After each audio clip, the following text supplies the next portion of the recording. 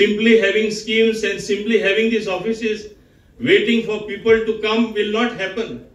I would request the young minds, the young students who are present here, we should not wait for jobs anymore that government will give you jobs. It's just not possible that everybody gets a government job. You have to be an employer. You have to employ yourself and several others. Help build yourself.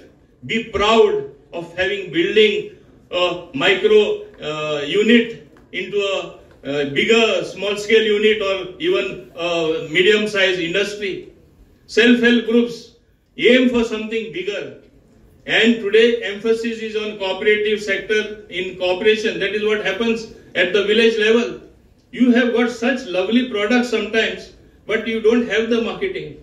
You have such lovely things that can go from Goa elsewhere.